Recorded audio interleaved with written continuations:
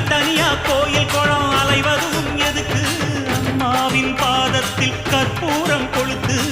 ஆனந்த கண்ணீரில் அபிஷேகம் நடத்து காட்டு வீரங்கெல்லாம் கொடுத்தா தாம் மதிப்பு பணக்காவி தூரவி எல்லாம் விழிஞ்சா தாம் மதிப்பு பணம் கொஞ்சம் இருந்தாலும் கொடுத்தா தாம் மதிப்பு நீ மகன் என்றால் உன் தாயை மதிச்சா தாம் மதிப்பு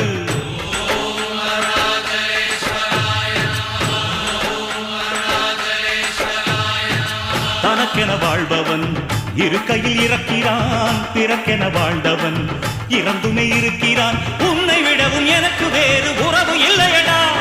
என்னை என்றும் வாழ வைக்கும் தெய்வம் தெய்வம் நீயடா அதாண்டா இதாண்டா அருணாச்சலம்